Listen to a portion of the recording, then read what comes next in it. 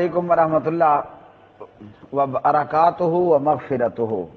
میرے محترم مقیم مفتی صاحب، آپ نے کہا کہ میں نے جواب میں کہا کہ حیض والی عورت، حائضہ عورت جس کو مینسز آئے ہوئے ہوں، وہ سبحان اللہ، الحمدللہ، اللہ اکبر، لا الہ الا اللہ وغیرہ جو ہے وہ پڑھ سکتی ہے، کہہ سکتی ہے، ذکر و اذکار، ورد و اوراد، وظائف، وظیفے کر سکتی ہے۔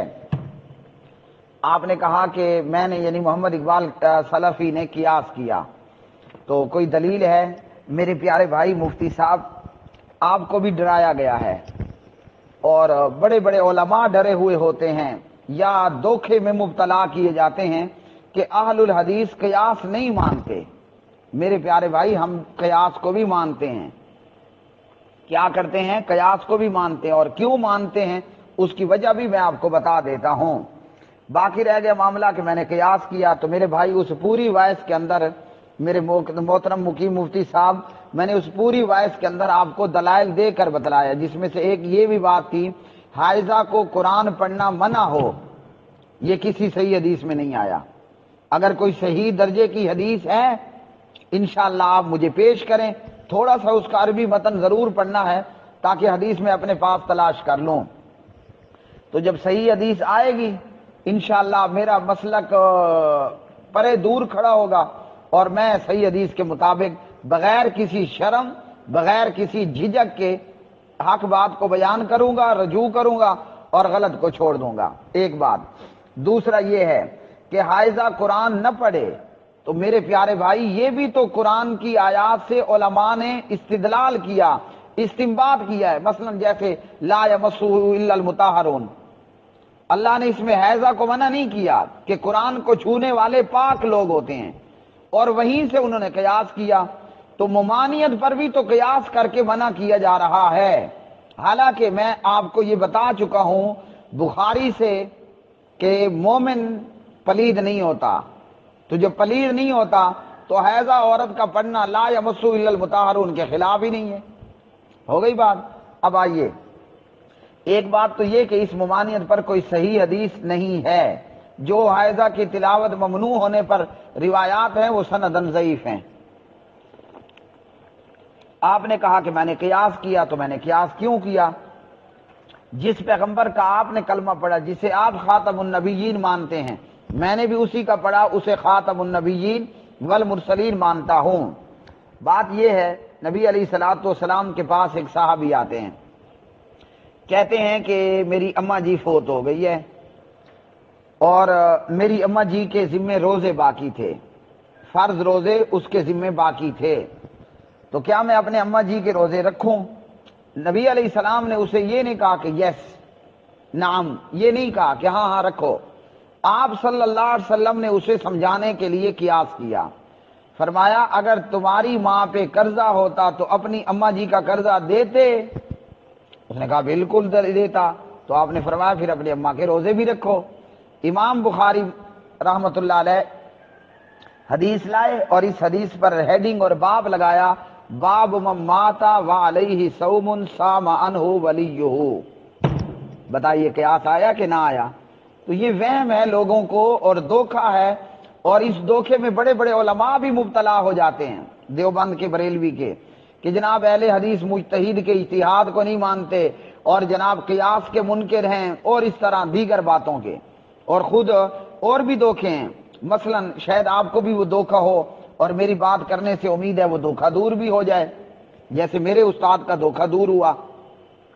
میرے دیوبندی استاد تھے مفتی محمد عبد الحکیم صاحب، وہ بھی مقیم مفتی تھے اور لائق آدمی تھے، بہرحال فوت ہو چکے ہیں، دیوبندی تھے، مماتی تھے۔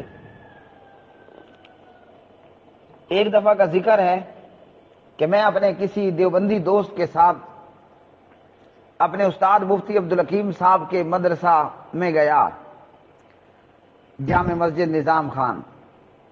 اچھا جی، جب وہاں گیا تو میں نے استاد سے کچھ پوچھا، بس سوال کرنے کی دیر تھی، ابھی میرا سوال میرے ہونٹوں میں تھا کہ میرے استاد نے مجھے کہا چپ، تم غیر مقلد لوگ بڑے گستاخ ہو، تو بس تمہیں مجھ سے پوچھنے کی ضرورت بھی نہیں ہے۔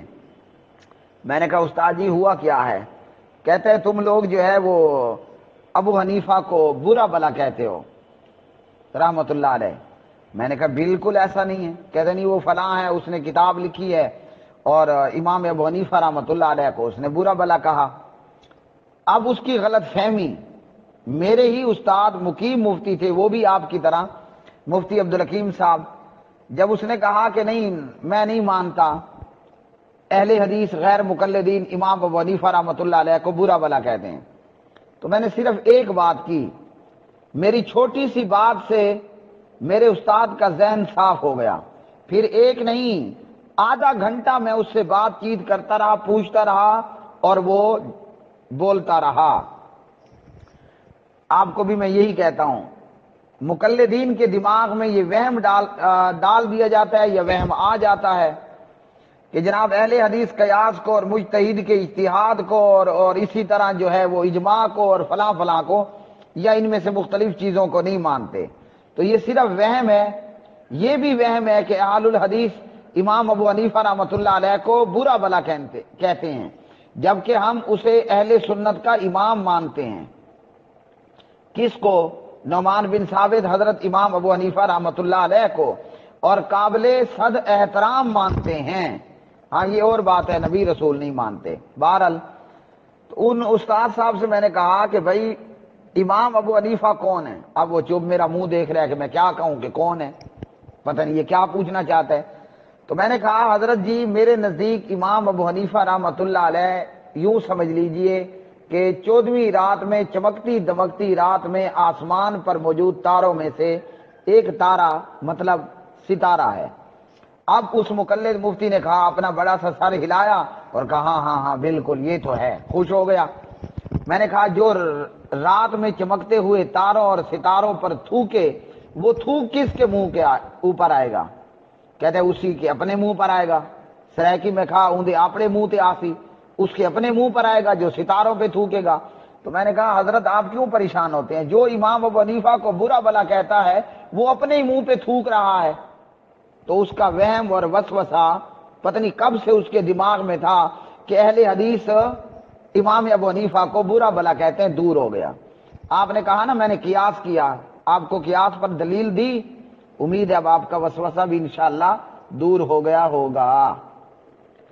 اور اکثر لوگ اہل الحدیث کو یہ بھی کہتے ہیں کہ جناب تمہارے تو دو اصول ہیں، اطیع اللہ و اطیع الرسول، اور تم قیاس کرتے اور فلاں فلاں۔ تو میرے بھائی ہمارے دو اصولوں کے اندر یہ چیز ہیں، یہ قیاس ہے، یہ مجتہد کا اجتہاد ہے، یہ علماء کا اجماع ہے، یہ کوئی وید اور گیتا سے لے کر ہم نہیں آئے۔ انشاءاللہ ہم قرآن میں سے، نبی کے فرمان میں سے آپ کو جو بھی چاہیے ڈھونڈ کے لے کر آئیں گے۔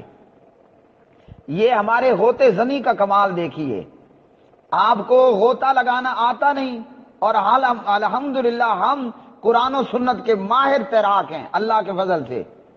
ہو سکتا ہے کسی معاملے میں میں ذرا گہری ڈبکی نہ لگا پاؤں تو کوئی اور اہل حدیث آپ کو مجھ سے زیادہ نیچے کو ڈبکی لگا کر جو موتی ہیرا آپ کو چاہیے قرآن و حدیث کے پاک پوتر سمندر سے لے کر آئے گا انشاءاللہ۔